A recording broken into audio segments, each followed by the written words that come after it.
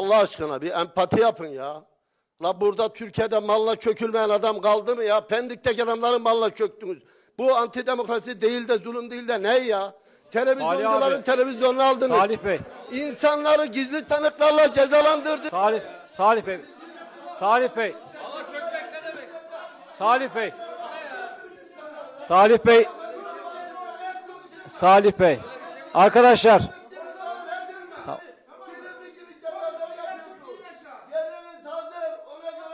Arkadaş kapattın mikrofonunuzu.